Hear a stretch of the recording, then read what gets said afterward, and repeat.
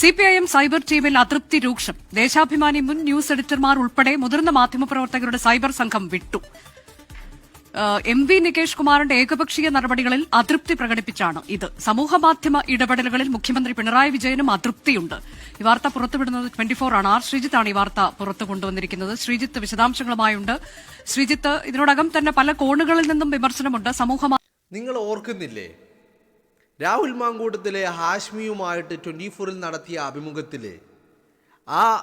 അഭിമുഖത്തില് രാഹുൽ മാങ്കൂട്ടത്തിൽ പറഞ്ഞ കാര്യം, ഒരു ഓഫീസ്, ആ ഓഫീസുമായി ബന്ധപ്പെട്ട് പ്രവർത്തിക്കുന്ന ഒരു കിങ് പിൻ, പിന്നെ 4 മാധ്യമ പ്രവർത്തകർ, അതിൽ ഒരാളുടെ പാർട്ട്ണർ എന്നൊക്കെ പറഞ്ഞിട്ട് തനിക്കെതിരെ നടന്ന ഗൂഢാലോചനയുടെ കൃത്യമായ കാര്യങ്ങൾ രാഹുൽ പറഞ്ഞത് നിങ്ങൾ ഓർക്കുന്നുണ്ടോ?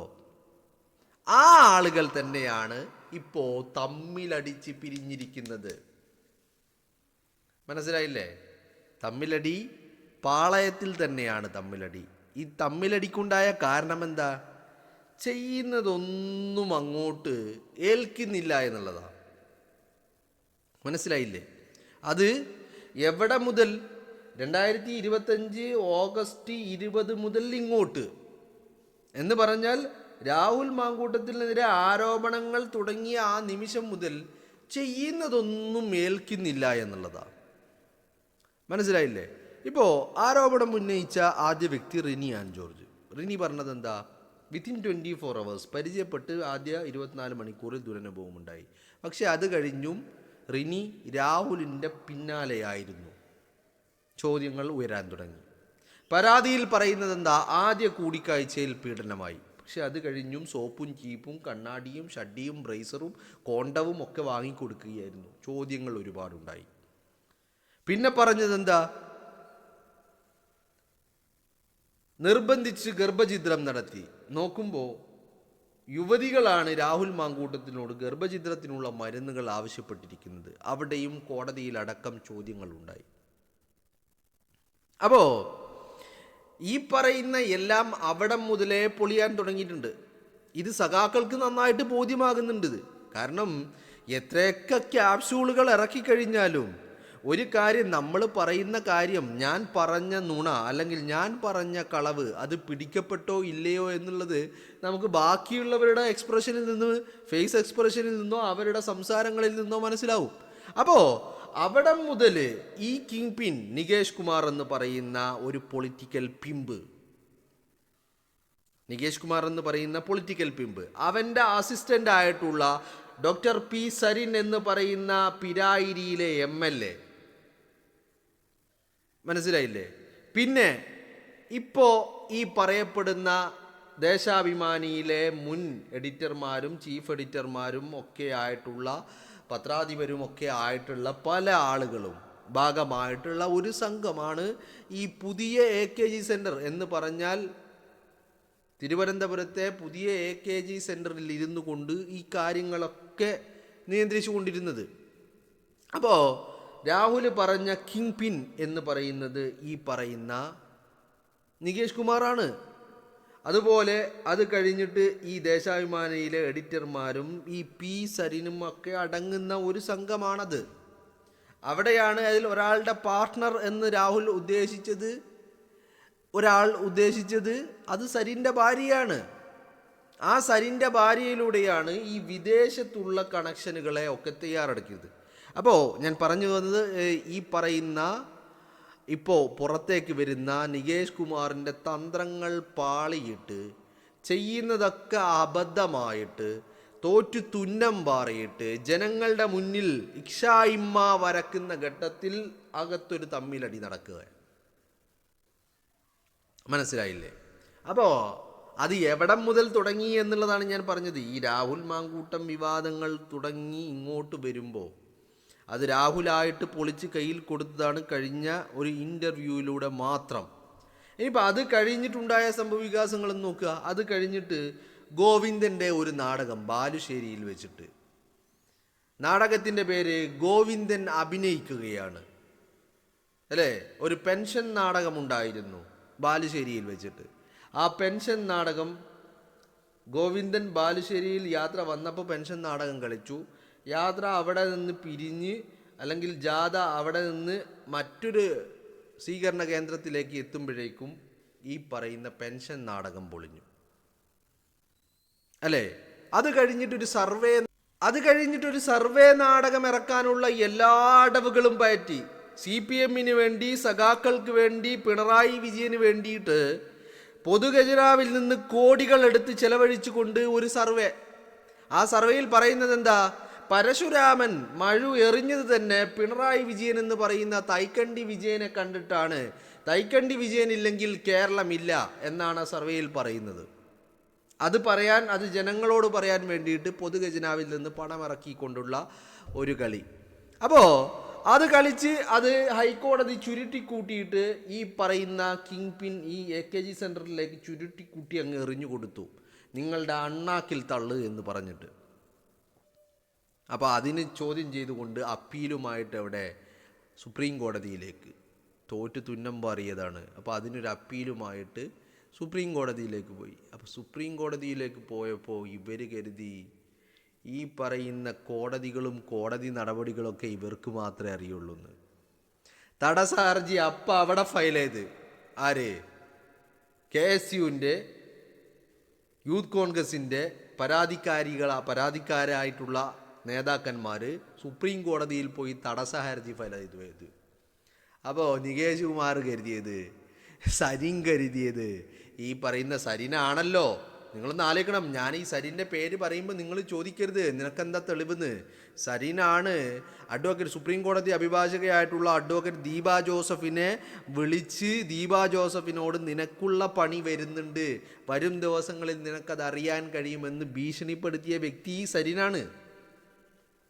അപ്പോൾ ഈ പറയുന്ന സുപ്രീം കോടതിയിൽ പരാതിക്കാരി രാഹുൽ മാങ്കൂട്ടത്തിൽ വിഷയത്തിൽ പരാതിക്കാരിയായിട്ടുള്ള ഒന്നാം പരാതിക്കാരിയെ സുപ്രീം കോടതിയിലേക്ക് എത്തിച്ചത് ഈ പറയുന്ന കിങ് പിൻ അടക്കമുള്ള സരിൻ്റെ ഭാര്യ അടക്കമുള്ള ആളുകളാണ്. പിന്നെ ഈ പറയുന്ന ദേശാഭിമാനിയിലെ മുൻ എഡിറ്ററും പത്രാധിപരും ചീഫ് എഡിറ്ററും ഒക്കെ ആയിട്ടുള്ള ഒരു സംഘം. അവരാണ് ഈ പറയുന്ന പരാതിക്കാരിയെ ദീപ ജോസഫിനെതിരെ തടസ്സ ഹർജിയുമായിട്ട് സുപ്രീം കോടതിയിൽ എത്തിച്ചത്. അപ്പോൾ ഇവർ കരുതിയത് എന്താ? തടസ്സ ഹർജി നിങ്ങൾക്ക് മാത്രമേ അറിയുള്ളൂ എന്നോ? തടസ്സ ഹർജിയും നിയമങ്ങളും കോടതികളും അറിയുന്ന മറ്റുള്ള ആളുകളും ഉണ്ട് എന്നുള്ളത് മനസ്സിലാക്കട്ടെ. ഇപ്പം സുപ്രീം കോടതിയിൽ പോയിട്ട് സർവേ നടത്തിയിട്ട് ഉണ്ടാക്കാമെന്ന് പിണറായി വിജയൻ കരുതി. പിണറായി വിജയൻ ചെയ്യുന്നതൊക്കെ അബദ്ധമാണ്. ഒരു പ്രതീക്ഷയുമില്ല, ജനങ്ങളിലേക്ക് ഇറങ്ങാൻ പറ്റുന്നില്ല. എന്തെങ്കിലും തട്ടിപ്പുമായിട്ട് വളഞ്ഞ വഴിയിലൂടെ ജനങ്ങളിലേക്ക് എത്താൻ നോക്കിക്കഴിഞ്ഞാൽ അതൊക്കെ മൂഞ്ചി ചീറ്റിപ്പോകുക. അപ്പോൾ സർവേയുമായിട്ട് രണ്ടാമതും ഇറങ്ങാനുള്ള ഒരു ആ ശ്രമമാണ് ഇപ്പം തടസ്സ ഹർജിയിലൂടെ അതും ഭും ഭും ഭും ആകുന്നത്. മനസ്സിലാവുന്നുണ്ടല്ലോ നിങ്ങൾക്ക്? അപ്പം ഞാൻ പറഞ്ഞു വരുന്നത്, ഈ കിങ് പിൻ ഈ ഒരു സംഘത്തിൽ ഇപ്പോൾ വലിയ ഒരു അടി നടന്നു. അതുകൊണ്ട് അവർ തെറ്റിപ്പിരിഞ്ഞു, അവർ പൊട്ടിപ്പാളീസായി എന്നൊന്നും ഞാൻ പറയുന്നില്ല. അവർ പൂർവാധിക ശക്തിയോടെ തിരിച്ചു വരണം. അപ്പോഴാണ് നമുക്ക് എന്തുണ്ടാവുള്ളൂ? ഇവരുടെ കള്ളക്കളികൾ ജനത്തിന് മുന്നിൽ തുറന്നു കാട്ടാൻ സാധിക്കുള്ളൂ. അല്ലാതെ ഇവർ ഇതൊക്കെ പെട്ടിയും കടക്കും മടക്കി ഒരു മൂലക്ക് മിണ്ടാതെ ഇരുന്ന് കഴിഞ്ഞാൽ കാര്യങ്ങൾ നടക്കില്ല. അപ്പോൾ ഇവർ തിരിച്ചു വരണം. മനസ്സിലായില്ലേ? ഈ പറയുന്ന സരിനും ഈ പറയുന്ന നികേഷ് കുമാറും ഈ പറയുന്ന സരിൻ്റെ ഭാര്യയും ഒക്കെ ചേർന്നിട്ടുള്ള ആ കൂട്ടിക്കൊടുപ്പ് സംഘം തിരിച്ചു വരണം. നിങ്ങൾ പൂർവാധികം ശക്തിയോടെ നാടകങ്ങളും അഭിനയങ്ങളും PR-കളും വീണ്ടും ഇറക്കിക്കൊണ്ടിരിക്കണം. കാരണം ഞങ്ങൾക്ക് എന്തെങ്കിലും ഒരു ജോലി വേണ്ടേ? നിങ്ങൾ ഇറക്കുന്ന PR-കൾ പൊളിക്കണം. നിങ്ങൾ അത് ആർക്കെതിരെ ഇറക്കിയത്? ഇപ്പം ഈ രാഹുൽ മാങ്കൂട്ടം വിഷയത്തിൽ ഒരു പരാതി വന്നു, 2 പരാതിയായി, 3ആയി, 1ലും 2ലും 3ലും രാഹുൽ മഹാക്രൂരൻ, ലൈംഗിക വൈകൃതം. പക്ഷേ ഇതൊക്കെ പറഞ്ഞ ആളുകൾ, ഇതൊക്കെ എഴുതി കൊടുത്ത ആളുകൾ ചിന്തിച്ചില്ല. നിങ്ങൾ എഴുതി കൊടുത്ത ഡേറ്റെങ്കിലും ഒന്ന് മാറ്റായിരുന്നു. അറ്റ്ലീസ്റ്റ് ഈ പീഡനം നടന്നു എന്നുള്ളത് ഈ ഏറ്റവും ഒടുവിലായിട്ട് കൂടിക്കാഴ്ച നടത്തിയപ്പോൾ അല്ലെങ്കിൽ മീറ്റ് ചെയ്തപ്പോൾ എന്നെങ്കിലും ആക്കാമായിരുന്നു. അപ്പോൾ ഈ ലൈംഗിക വൈകൃതത്തെയും ആസ്വദിക്കുന്ന ആളുകളായിരുന്നു പരാതിക്കാരികൾ എന്ന് ജനം ചോദിച്ചത് എന്തുകൊണ്ടാണ്? അത് കഴിഞ്ഞിട്ടും പോയിട്ട് കിടന്നു കൊടുക്കുകയായിരുന്നു. ഹോട്ടൽ മുറികളിൽ രാഹുൽ മാങ്കൂട്ടത്തിന് വേണ്ടി കാത്തിരിക്കുകയായിരുന്നു. അപ്പോൾ അവിടെ എന്താണ് നമുക്ക് മനസ്സിലാവുന്നത്? അപ്പോൾ ഇവർ പരാതികളിൽ ലൈംഗിക വൈകൃതമാക്കിയ രാഹുലിൻ്റെ ലൈംഗിക വീഴ്ചകൾ ഇവർ അത് കഴിഞ്ഞും പലതവണ ചെന്ന് പോയി കണ്ട് സ്വമേധയാ രാഹുൽ വിളിക്കാതെ ഇവർ പോയി ചെന്ന് കണ്ട് എന്നെ ഒന്ന് പീഡിപ്പിക്കൂ, എന്നെ ഒന്ന് ബലാത്സംഗം ചെയ്യൂ എന്ന് പറയുന്ന രീതിയിൽ രാഹുലിൻ്റെ ലൈംഗിക വൈകൃതങ്ങൾ വീഴ്ചകൾ എന്ന് ഞാൻ പറയും, രാഹുലിൻ്റെ ലൈംഗിക വീഴ്ചകൾ, രീതികൾ, പൊസിഷനുകളൊക്കെ ആസ്വദിക്കുകയായിരുന്നു അല്ലേ? അപ്പോൾ അതിനെ എങ്ങനെ ലൈംഗിക വൈകൃതം എന്ന് പറയാൻ പറ്റും? അപ്പോൾ പറഞ്ഞു വന്നത്, PR വർക്കുകാരും വേട്ടക്കാരും തമ്മിൽ അടി തുടങ്ങിയിരിക്കുന്നു എന്നുള്ള സന്തോഷ വാർത്ത നിങ്ങളെ അറിയിക്കാനാണ്. മനസ്സിലായില്ലേ? ഈ പറയുന്ന രാഹുൽ മാങ്കൂട്ടത്തിൽ ഹാഷ്മിയോട് പറഞ്ഞ കിങ് പിൻ, അതിന് താഴെയുള്ള കിങ് പിൻ്റെ നേരെ താഴെയായി അസിസ്റ്റൻ്റായി പ്രവർത്തിക്കുന്ന സരിൻ, അയാളുടെ പാർട്ട്ണർ സൗമ്യ സരിൻ, പിന്നെ ഇവർക്ക് വേണ്ടി പണിയെടുക്കുന്ന ദേശാഭിമാനിയിലെ 1, 2, 3 എഡിറ്റർമാരും പത്രാധിപരും ചീഫ് എഡിറ്ററും ഒക്കെ ആയിട്ടുള്ള പല മേഖലകളിൽ പ്രവർത്തിച്ചിരുന്ന മാധ്യമപ്രവർത്തകർ.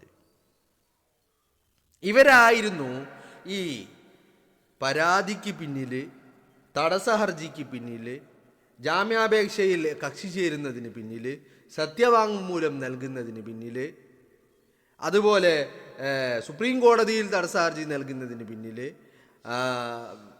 ജാമ്യം അനുവദിച്ചുകൊണ്ടുള്ള വിധി വരുമ്പോൾ അതിനെ അപ്പീൽ പോകുന്ന പിന്നിൽ, അങ്ങനെ രാഹുലിനെ ക്രൂരനാക്കുന്നതിന് പിന്നിൽ, രാഹുലിനെ ലൈംഗിക വൈകൃതം ഉണ്ടാക്കുന്നതിന് പിന്നിൽ, അങ്ങനെ സാമ്പത്തിക ചൂഷണത്തിന് പിന്നിൽ, ഇതൊക്കെ ഓരോ പോയിന്റുകളും ഇവരുടെ ഓരോരുത്തരുടെയും സംഭാവനകളായിരുന്നു എന്നുള്ളതാണ്. പക്ഷേ ഇപ്പം എന്താ പ്രശ്നം? ആകെ ടോട്ടൽ എന്താണ്? ഒന്നും എടുത്ത പണിയൊക്കെ വെള്ളത്തിൽ വളിയിട്ടതുപോലെയായി. അപ്പം എന്തായി? ഒരു പണിയും ഏക്കാതെ വരുമ്പോൾ കൂട്ടത്തിലുള്ളവൻ ഒരുത്തൻ പറയും നീയാണ് കാര്യം, നീ അങ്ങനെ പറഞ്ഞത് കൊണ്ടാണ്. അപ്പം അവൻ പറയും അല്ല നീ ഇങ്ങനെ ചെയ്തത് കൊണ്ടാണ്, അല്ല നീ അത് അങ്ങനെ ചെയ്യാൻ പറഞ്ഞത് കൊണ്ടാണ്. ഇതാണിപ്പോൾ പ്രശ്നം. തമ്മിലടി തുടങ്ങിയിരിക്കുന്നു. നിങ്ങൾ തമ്മിലടിച്ച് പിരിയല്ലേ, നിങ്ങൾ വീണ്ടും PR ഇറക്കണം, ഞങ്ങൾക്കതിനെ പൊളിക്കാനുള്ളത് നിങ്ങൾ വിഷയമുണ്ടാക്കി തരണം എന്നുള്ളൊരു അപേക്ഷ മാത്രമാണ് ഇപ്പോൾ നിങ്ങളുടെ മുന്നിലുള്ളത്.